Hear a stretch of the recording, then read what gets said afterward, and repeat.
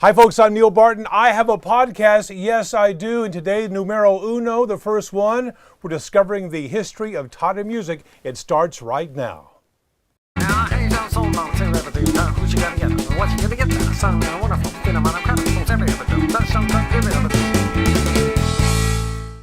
Otherwise known as everyone has the right to my opinion. Imagine a world in which there's no commercial breaks. No producers yelling in my ear. And I can do and say what I want to. This is what I can do. So thank you guys for being with us. The first podcast, Robin Hood Bryans and Lynn Groom, my special guest. Thank you very much for being here. Thank you, sir. In fact, to be honest with you, thank you very much for letting us be where you are. Listen. Because we're at Robin Hood Bryans' famous recording studio in South Tyler. And so we're talking about the history of Tyler music. And this drives me crazy because I grew up in Southeast Texas, grew up in Beaumont, very rich musical area. Oh, yeah. You and know, food. And food as well. But I've lived in Tyler for 16 years. There is so much great music that has come out of here, that has been done here, recorded here, sung here, whatever. And it drives me crazy that not more people are talking about it. What about you?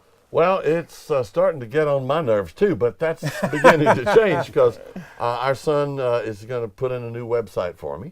And we've got a lot of neat things happening, a lot of remodeling, some upgrading of the equipment. And I've got some announcements on projects that hopefully in the next month or two we can start. Well, whenever you announce, let us know. I will certainly do that. Absolutely. So Lynn, you grew up here. You've been all over the country, probably maybe parts of the world, singing and playing and this and that or whatever. You still are, I think, as far as I know, the only full-time musician in Tyler, making a living, playing the piano on weekends and making people feel good. Let me tell you, this man is one of the smartest musicians I've ever met, because what he did is figure out there aren't any places you can dance. So a lot of his gigs, he is basically the dance band, and he'll be here forever.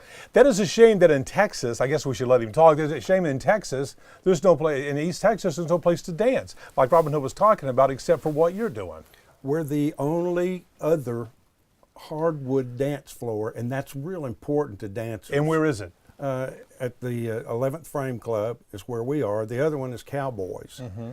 Everybody else is using cement floors and tile floors, and dancers complain that it hurts their legs. Well, you got to have wood to They dance. want wood. Yeah. But anyway, back to music, because this is what we're talking about. So Robin Hood, Brian, you and your family built this recording studio, and as far as I'm concerned, it's famous because a whole lot of very famous people were recorded in here. There's some hits, folks, that pretty much have been laid down right here that people don't know about, and people need to know about these hits. Well, it started when I fell in love with a song on the radio. I heard Jerry Lee Lewis's Whole Lot of Shaking, and I had actually run away from my classical piano lessons. I said, I got to get out of this. Well, when I heard that, I said, I'm going to learn to play the piano like that. So I spent a lot of time, and I did. I actually had the pleasure. Lynn and I are now helping people with the Friends of the Mayfair, because I got to watch him play on the stage at the Mayfair. Really? Saw how he did it, wrote a song called Dis It a Bit, sent that through a jukebox operator named Ray Robbins here in town, and his son Randy played on a demo down in the old KTBB studios. Mm-hmm. That went to Fraternity Records. I got a record deal. I went up there and recorded in Nashville, and I looked around. Are you kidding? I said, Mom and Dad, that was December 1957. I said, I want one of these, a recording studio. Yeah. So came home, started working with portable equipment, and I was recording out of my parents' living room for several years, and finally my parents said, we can't take this anymore. Get him out. So they got my sister, who's an architect, to design this building that we took up the backyard, and we did everything. Everybody else puts in the pool, he puts in the recording studio. Yeah, why make it fun, you know? And so we did everything but the Haydite blocks. And I learned how to do a lot of things that I really didn't want to do for a living. Roofing, plumbing, electrical, interiors. And I'm remodeling now about 5 or 6 of the rooms, because my dad was in the oil business and he traveled. So my mother and I did a lot of the interiors ourselves. And it was a little bit homey. But yeah, it started with recording square dance groups and little local groups. And then David Houston came over. Almost Persuaded from Shreveport, Louisiana. He came over, and he didn't have a record deal. Now, what year was this? Can you remember? Because there have been so many. I went in business in 1963. This building was finished in July of '63, so it was like the first year. Tillman Franks, who had been Johnny Horton's manager, and Johnny was killed in a car wreck, brought David Houston over, and we recorded a song called Mountain of Love. That got his contract on Epic Records. That was the original Mountain of Love because Charlie Pride had Got a a hit on that back. mountain of love. That's right. That's right. Yeah. That was my first hit, Billboard hit. And then Dale Hawkins, the old guy that said, "Oh, Susie Q," he called and said, "I've got this group called Joe Stampley and the Uniques." Well, there you go. Joe Stampley of Mo and Joe fame later on in the 80s. Right. Everything recycles. It does. I wish I could recycle. Well, you will, or you won't survive. But at that time, they were a rock band. Oh yeah, The Joe Uniques were Stampley. rock. Joe yeah, Stampley they all Uniques were. really, and so the first song they did was a song called "Not Too Long Ago." Dale Hawkins produced it, paid for it, gave me a check, which bounced. Oh, Lord. And I called Dale back, and he said, "Oh, don't worry about it, man. Oh, don't worry about it, man. I'm gonna take care of it." So what he did is he went over to Stan Lewis, who had a new label over there, Paula Records, and he sold the deal to him and got the money to make good that check. But then came Not Too Long Ago and all the others, and then from that it just kept growing. And then of course John Fred and the Playboy Band from Baton Rouge came in, and then ZZ Top came. By the way, ZZ Top was not called ZZ Top at first. The Moving Sidewalks. That's right. Because they played at some high school or junior high school dances that I went to as a kid. Oh, Lord. And they were loud. But they were good. They were good. Then you'll understand why I had an agreement with them. When I come down in the studio to set a microphone or something, they stop playing. Oh, really? Oh, yeah. Because you couldn't hear. Well, they had these Marshall stacks that high. Oh, my gosh. Even though I was young, my ears were, important. But yeah, they were called the Moving Sidewalks, and we recorded a whole session, took it home, they threw it away. And They threw it away? Yeah, because, And this is the Moving Sidewalks, not ZZ Top. well, yeah, but when they We're came getting back there. the next time, they had were- changed their name to ZZ Top. And Why did they change it to ZZ Top? Can you tell me that? Because even as a kid, You really wanna know the truth? I want to know the truth because when I was a kid, I can remember going through puberty, going through all the hormones and what music is that? That's great, and all the upperclassmen saying that's ZZ Top, and I was thinking, what's a ZZ Top? Because back then we played with tops. It had nothing to do with that, I guess. But here we go. You know, you tell. Should I tell him? Absolutely. Okay. Is it clean? Podcast. It's clean. It's Okay, clean. all right. Here's the truth. They recorded under Moving Sidewalks. The first check I got for that session came from Daly Brothers Distributors because Bill Ham, their manager, Yeah. had partnered with his bosses. Bill Ham, by the way, was a very, shall we say, hands-on manager. We called him Attila the Manager. He was really good. He had a reputation. He did. I did some research on him. Hey, he earned it. So anyway, Dale Hawkins, the last time he was in my studio before he passed away, said, "Hood, did I ever tell you about Bill Ham calling me about the name change?" I said, "No." He said, "Bill called me and said, I've made a mistake. I've got these three guys. They're going to be fantastic, but I partnered with my bosses. How do I dissolve that?" Unpartner. And he said, I told him, don't do anything for 2 months. Don't play any gigs. Dissolve the partnership, then reform under a different name. So they came back, and the next checks all came from Bill Ham's production company, Lone Wolf Productions. Now, about the name ZZ Top, there were two wrapping papers for smoking products at the time called Top was one of them, and Zigzag was the other one. So, I remember that. would that be anything to do with it, you think? Possibly. Oh, so I guess that's where it came from. Now, the rest of the story on Top is that Bill Ham had booked a group into San Antonio when he was working for Daly Brothers, and they didn't sound anything like their records. So he made a hard, fast rule. When I produce somebody, there's not going to be any overdubs. Oh, here we go. So- this famous story here. Yeah, he brings me one guitar, one bass, and a set of drums. And this is their first recording here, right? Yeah. Or second, I should say. Well, this is the first time there as ZZ Top. Top, The same thing happened under Moving Sidewalk. So we recorded that session, threw it away. They came back the third time, and Billy told me, he said, "Man, I don't know if this Who's is Billy? gonna-" Give me Billy. Billy Gibbons. Billy, he's the He lead. said, "Yeah." He said, "Man, I don't know. We're not getting a sound that." And I said, "Billy, trust me. When I say something to Bill Ham, right at about lunchtime, you just nod and say yes." Here we go. So we worked on sounds. We got it all going, and I looked at the clock and I said, "Bill, Billy's guys, they love barbecue, and you've been promising them ribs from the Country Tavern. Isn't it time to go? And he said, oh, yeah. I said, I'll tell you what, Mama, my mother was, I said, let him call the Country Tavern and order so they'll be there when you get there. Okay, so he ordered the ribs, and I told him to go down here and go. And guess what? Well, I didn't tell him it was in the next county. Yeah. So while That's he was deception gone, right there. Yeah. So while he was gone, I told Billy, I said, you guys go down and record a track and play as simply as possible, because you're going to double it. And sure enough, he recorded it. Overdub it. Overdub, yeah. So the drummer and the bass player went in there and rested. I came out and I just kind of messed up the tuning just a little bit on his strings. I said, now go play the same rhythm. And he did. I panned it out here. Today, they have little boxes called flange and chorus and all of this. It's basically what we did. Yeah. You made your own technology. Well, you had to. There wasn't any little black And what boxes. song was that? See, I got to call Billy and ask him, because I don't remember. But That was where it's, and when Bill Ham came back, all these ribs, you didn't tell me it was in the next county. I said, well, it's so close, we go over there, it seems like around the point. And so Billy Gibbons was sitting there, brother. He said, Bill, I think we found a sound you're going to like. He said, listen to this. And he hit play. And Bill was standing there with these ribs. He went, well, yeah, that's nice. What did you do? And I said, oh, we just worked hard and found it. And about that time, we had overdubbed a slide guitar on top of the rib. Which is what they're known for. Wait a minute, did you overdub? And Billy stopped the machine. He said, yes, Bill, but you won't notice it in person. Tell him, Robin.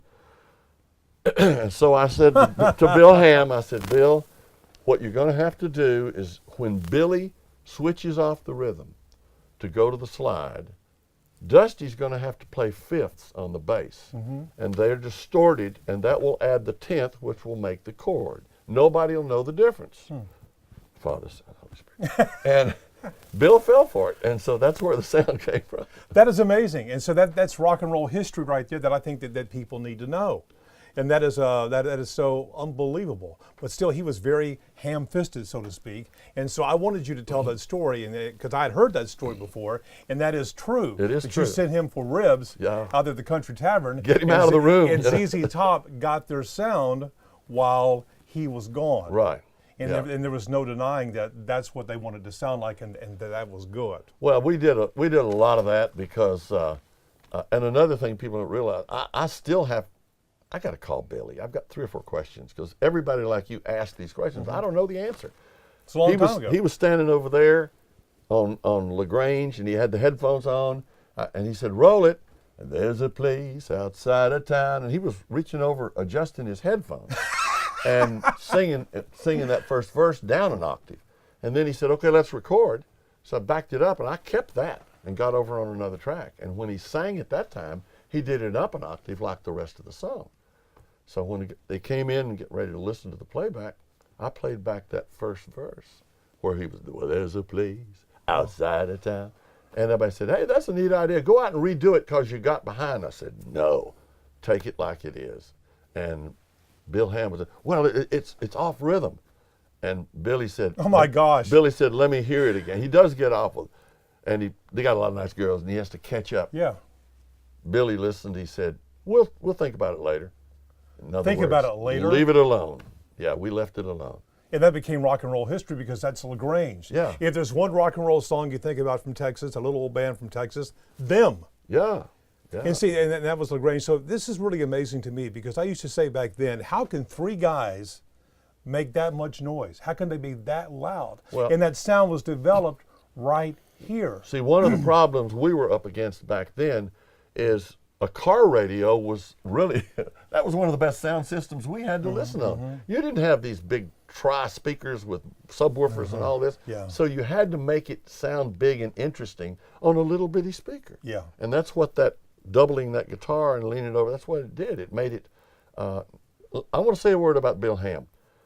You know, a lot of people have got some really bad things to say about him. They were as big as they are because of his meanness, his toughness, loyalty. his loyalty, his dogged support. He told me, he said, Robin, let me tell you something. He said, my contract with London Records, which was their first label, he said, my contract says you will not interfere with my relationship with my act in any way. In fact, and he said, I put this in writing in the contract. If you so much as send my artist a Christmas card to their home address, I have the right to cancel this contract. That's unbelievable. Well, but he was right. But he was You got to right. keep those people out of your relationships. Yeah, because you know how show business is. I've had it done to me twice. So anyway, that is such a fascinating story. Now, I read a lot about this on the web, and of course, you know everything you read on the web is right. Absolutely true. But so pretty much what I read is what you just told me a couple of moments ago about that song. Now, another song that I read off the internet, the interwebs as they call it, was Have Mercy, and Jesus Just Left Chicago. Jesus just left Chicago. So here's what I read, and you tell me if it's wrong because you were the guy. This is what's cool is you talk to the guy who did it, not read it off the interwebs.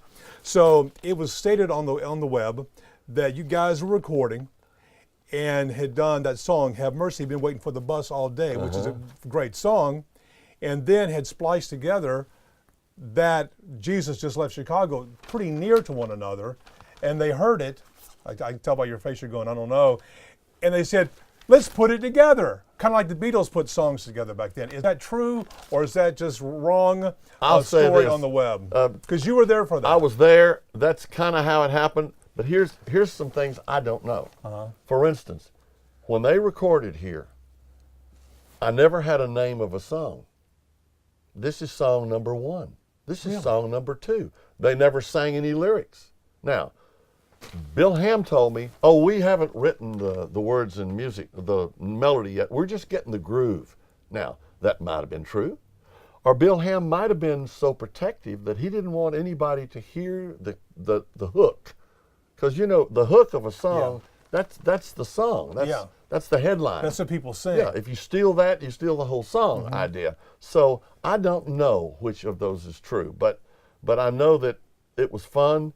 The guys worked hard, and Billy was a clean liver. I mean, he used to go back in my office and do transcendental meditation before he cut the leads. Yeah.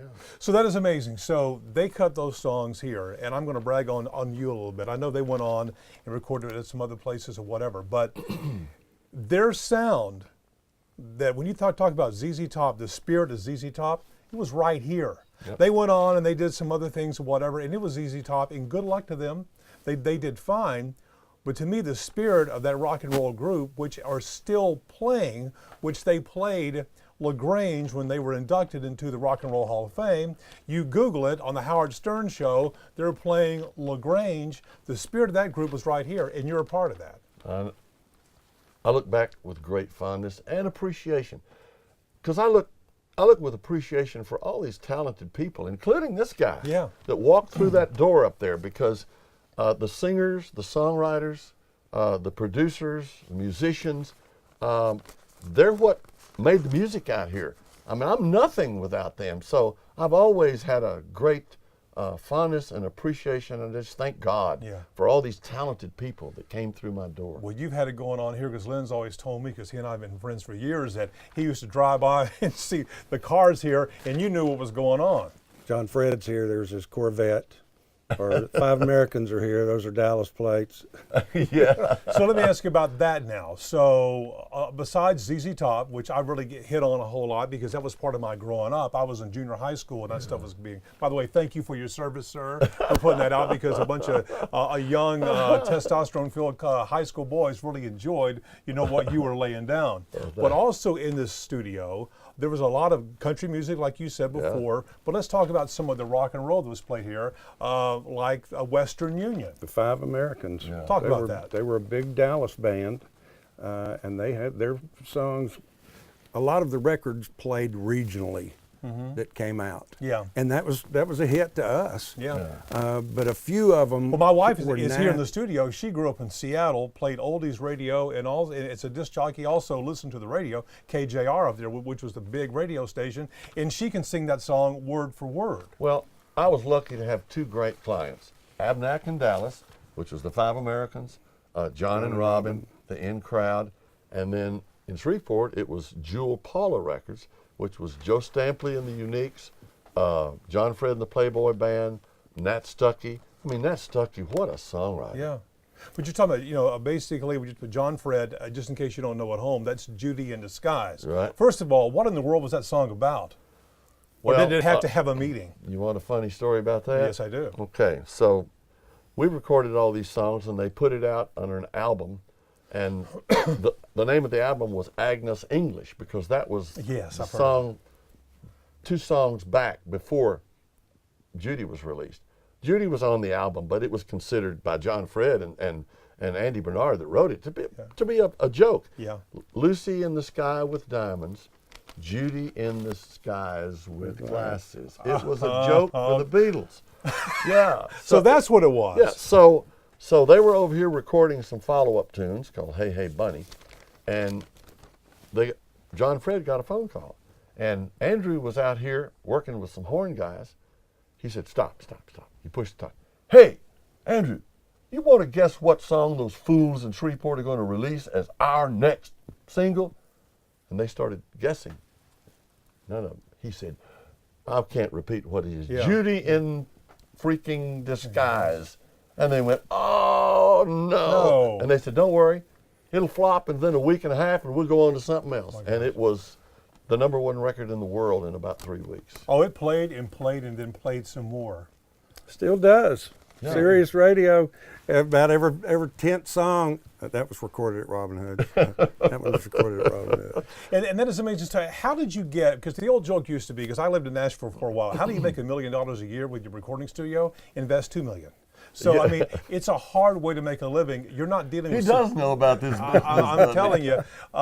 You're not dealing with Sunday school teachers here. These are hard, cold business people. Yeah. So how did you get so well known, go to Robin Hood Bryant's place in Tyler, Texas? Because you'd think you want to go to Dallas or Houston or whatever, but right here in Tyler, as I said, that's why we're here, music history was being made.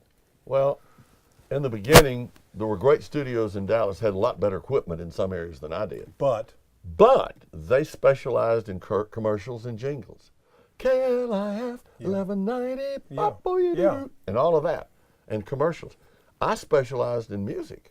I started out doing square dance records, and then country records, and then pop and rock and gospel, and you know, we're lucky to have Lynn and Tyler. Yep. Because if you look at his Facebook page and all the people he's played with and opened for and been part of all around Vegas and LA and all around the country, I mean, you know, he's done it. Well, Lynn was part of that kernel of great talent that started here, and he just happened to have gone mostly to LA, wasn't it? Vegas. I lived in Reno for a couple of years, Yeah. but But you played were in a LA whole because it was lot so because close. you headlined for a whole lot of people. You knew a lot of people. Who all did you Yeah. headline for? I think? Susan Anton was one of my best friends, still is. And she was so very popular back then. Oh, she was So like very. the highest paid entertainer And very- in Vegas for a long time. Well, she dated what, Dudley Moore, didn't she? Yeah. Didn't she? But she was very talented. And did she retire from the business, or she still? No, she still plays. Yeah. She does a special with the Rockettes, Susan Anton and the Rockettes, and they do several shows a year. And then she and her band go and play too. So they've got a Leon really good- Russell, he Oh, played with Leon. They Absolutely. played with Leon here in town. Really? Here in Where? Tyler. At Caldwell Auditorium. Oh, In fact, man. didn't you say, I think I just saw Leon in the parking lot out there just getting out of the car by himself. Yeah. It was amazing when I lived in Cracker Barrel. When I lived in Nashville, you'd see him go to the Cracker Barrel, and he'd be sitting in the He back loved the booth. Cracker You know, Barrel. he's a very down to earth guy, whatever. So we're talking about recording studios and things. I'm sure you saw the Wrecking Crew and also the special on Muscle Shoals. Yeah. Now, see, I love this type of stuff because as a young man, I got in the television business, I guess by accident, but I thought about this. This is why this interests me so much. But all that music back then was really done with a singer and a house band, studio musicians. Right. A lot of it was. Well, here Yeah, too, that's man. what I A wanted to lot talk of the about. stuff that came out of here Yeah. was kind of Yeah. a lot of the same people. There was a lot of it, but not all of it. Some of the, some of the best, most successful music I recorded whether it was ZZ Top, John Fred's group. Now, John Fred's group, they were musically educated at LSU. Joe Stampy of the Uniques, Nat Stuckey, Mouse and the Traps, those people, I mean, they were playing to the absolute maximum of their abilities. They were musicians. Where the wrecking crew was sitting there just watching a chart and just coasting. Yeah. These guys were absolutely struggling, and you could hear that on the record. You could hear, you know what I mean, Lynn? Yeah. You could hear the little bit of stress. well, the stress and the intensity, you could hear them struggling and trying, and that became very popular, I think. But hey. Well, what I want to talk about exactly, because you hit a note there. I forget the man's name. He was quite a character. He's the one who owned the Muscle Shoals. But he said before, music has got to have soul. I can remember a Johnny Cash album I had years ago, a song called Thing Called Love, and the guitar player hits a bad note. They leave it in. But that's how the song went. And nowadays it seems like we have become so commercialized, so perfect, so whatever. We went to CDs. Now everybody's mad at CDs or going back to vinyl. But back then you could kind of hear the soul in the music. And nowadays, well, you know, you have your own recording studio. A kid nowadays can go spend $5,000 on Pro Tools, can go into his bathroom and make an album. But does he know what he's doing? Let me tell you why that is not producing the soul you're talking about. That's what I'm going for. When we record here, I'm doing an artist here. Well, we're doing another thing on Mouse and the Traps. Todd Group. Yeah, Mouse and the Traps. The reason some people say that they weren't more successful, he sounded too much like Dylan. So I said, okay, let's do Mouse and the Traps does Dylan. So we're doing an entire, and he does on some of it. Bless his heart. He sounds better than Dylan now. Yeah. But what happens when you got a drummer in the drum booth, bass player here, piano player there, guitar player in there, you got a vocalist over here, maybe a organist or steel for country, and everybody's singing at the same time and playing. What happens, Lynn plays something on the piano, and that inspires the singer, and then singer inspires somebody else, and there's a shared inspiration. You don't have that when you just lay one track down at a time. Music is very soulful. It should be, at least. It does soothe the savage beast. People who have Alzheimer's, dementia, whatever, nursing homes, they play music from their youth, and they completely become a different person for a while. There is something about music. You mentioned before, when you and I have talked, the difference between sight and sound, and you deal on sound. Tell me about that. Well, there's an old saying about gunslingers that the hand is swifter than the eye. People don't realize how high-tech your hearing is. If I put a set of speakers out here and we're all listening, and all of a sudden I reach over and I hit a switch that just filters out everything above 10,000 cycles, you go, oh, what happened? You can hear the glass on the top, the sparkle is gone. 10,000 cycles and up. But you go to a movie theater, you sit there and watch 24 still photographs a second, and your brain thinks you're seeing motion. Now that's the difference in high-tech, low-tech. You said I as analog is very basic, It low-tech. seems to be, well, it just takes the brain time, I think, to scan the picture, analyze it, and let you know what you're seeing. Because of that, you know, the original movies were 16 frames a second. And there's a little flicker. So when they changed to sound movies, they said, let's kick it up, and they experimented, and they found out at 24 frames a second, your brain cannot tell that you're looking at still photographs. You have recorded so much here. Let me ask you, have you ever run into a situation where the guys or gals come and play and sing, they leave for a while, and you go back? Because I'm a very analog man in the digital world. You realize it didn't come out right. Something went wrong. Has that ever happened to you? Well, of course. We've had, in fact, Dale Hawkins brought a group called Jon Robin. And we tried to record a song, do it again just a little bit slow, kiss me. I love the way that you kiss me. And it didn't come out. They literally had their instruments out there. So I went out to them and I said, hey, Dale, wait a minute. We ganged around. I said, I think we're doing it all wrong. I said, you've got them singing like a duet like Everly Brothers, a guy and a gal. I said, why don't you bring them in and let's let them alternate, more like a Sonny and Cher or Mamas and Papas, where he sings a song and she answers, and they stood around the curb and we kind of practiced it, and they went, well, okay. So they unloaded, came back in, cranked everything back up, and that's the one that was a hit. Well, that's amazing. That is amazing. So what are you doing now? First of all, Lynn, you're still playing music. It's amazing to hear you play dance music every Friday and Saturday night, sometimes Thursday night, because you bring your keyboard, but you can also filter in other instruments and whatever, and you can play anything. Blues, dance music, anything. Country, Cotton Eye Joe, the whole thing. He comes and sits in with me from time to time. Yeah. We Let's make talk, a pretty we'll good talk about duo. you for a second, though. I am a one-man band. I've created the band parts myself on mini disc medium, and I just play like it's with the band. But it just sounds perfect every time. Yeah. Nobody makes any mistakes. Nobody gets drunk and doesn't show up. And I just leave the piano. Like some people do with bands. Where's he? What happened to him? Yeah, the band thing was a wrestling match for a I long can time. just imagine.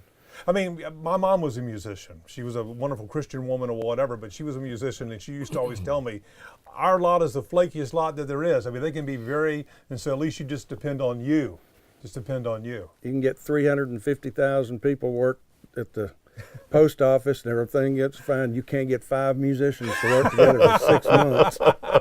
Everybody, I want to do it my way. Here's my vision or whatever. So anyway, you've had these hits. So what are you up to nowadays? You're still rocking and rolling here, right? You're still recording. Yeah, still doing a lot of work. I've got a partner, Judd Chapin. He and I have written some killer songs and done demos on them. We've got things happening there. I went through about 4 years of really rough health issues. Laminectomy on my back, replaced both my hips. My wife said, well, honey, can they replace your brain? I said, well, No, not maybe, yet. maybe not. But I feel good now, and we're doing a lot of remodeling. Lynn and I are going to have some fun doing some projects that we're not ready to talk about. Mouse and the Traps is recording now. So you're still up and going. Oh, I mean, it looks I'm like kicking up stronger than I've been in 10, 15 years. You have a lot of instruments here that you own, a lot. Well, of course, the queen is that Busendorfer Imperial Grand Piano. That I think the list on that now is up around $250,000. And playing that, tell them about playing that piano. Oh, it's just the best. It's the best. Sounds good. I did a whole album of nothing but just that piano. Didn't need any other instruments. It's so full sounding. It has its own. Not only is it full sounding, it's got what's called a Renner action, which makes it pleasant to play. Some Steinways are so hard to play that you Are they really? Oh, it's like carrying a backpack up a mountain. Yeah. Really? Yeah, that piano there is easy to play, it's fun to play, and the sound is like nothing else because it's got more strings than a Steinway Concert Grand. It does. It's not an 88, it goes down 96 keys. It's got a low C on there. And what happens is when you're playing up here, those low strings Showing it right now. vibrate with sympathetic vibrations, and it just adds depth and fullness that no other piano's got. What's the name of it again? Busendorfer. Where's it made? Right now they're made in Austria. Really? The factory over the years, because of World War I, World War II and all that, it went back and forth between Germany and Austria about 4 times. At one time, Busendorfer was owned by Kimball Piano Company. Oh. It is now owned by Yamaha, but they leave them alone and let them do their things. Handmade, every string is separate. There are no strings that go down and come back. So one of these days... Well, I heard you really play well on that. Also, of course, Lynn is a great this man pianist. here, Whatever. yeah. Well, the thing about Lynn, he doesn't tell a lot of people about this, but when he was in Dallas, he had a gig doing classical music, for lunch at a big hotel. This Really? man can sit down and play Claire de Lune, and yeah. That is I fantastic. still do. On Sundays, I'm at the Cascades. That's right. I The still do Cascades out that. here Oh, on that's Sundays. right. That's right. I'm looking at my ad-libs right now, and also just one person I want to mention, because when I was at KTK, still there, a couple of times I have demanded that we do a series on Tyler music. And of course on television, normally you get 2 minutes to 5 minutes, and 5 minutes is a whole lot. One person we always try to get a hold of was Will Jennings. And a lot of people don't realize that he was just from down the road in Chapel Hill. Yeah. But trying to get a hold of him to interview him is like getting a hold of a cloud. You just can't. But when you consider that he went to Stephen F. Austin, Right. I think he taught for a while. He taught at Tyler Junior College. Yeah, Taught but here- English or he did. writing or And here's creative how writing. here's how much of a vapor that he is. DJC, I looked it up last night doing some research for our show, and they have a picture of his family accepting his award, but he's not there.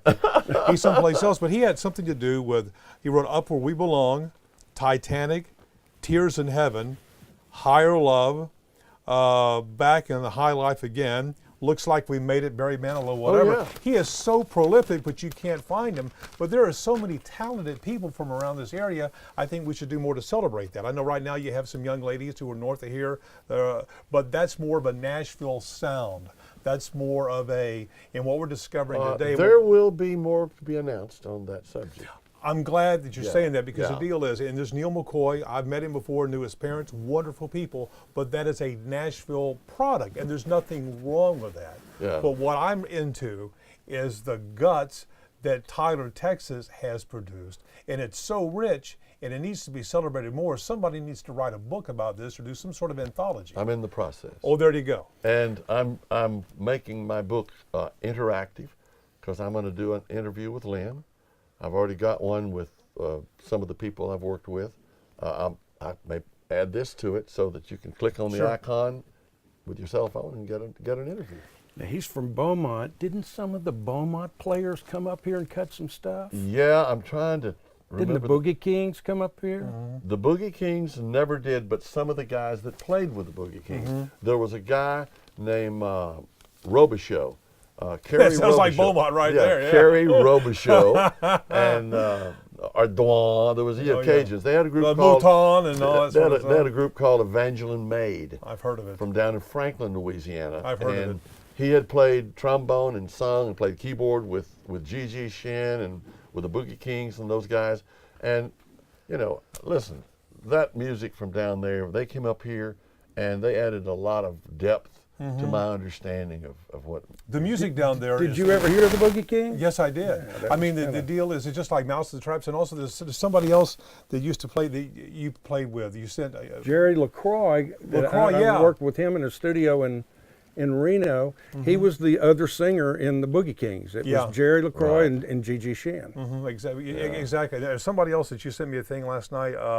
A band that in Beaumont, they were always at the Keg. They were always at Foxy Lady. They were always at. There's another place, Mama's Worry. You like these bar selling names. Yeah. But anyway, but I was going, I've heard knows of them all, heard of folks. Yeah. And of course, I was in radio for a while before I got into television. So anyway, this all means a whole lot to me.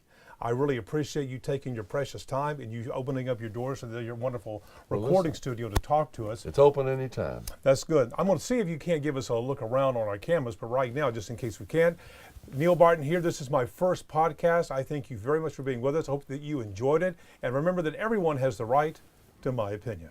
Now, I ain't so long to ever do. Who's you gonna get? What's you gonna get? Some wonderful, you know, man, I'm kind of every ever do. That's something every ever do.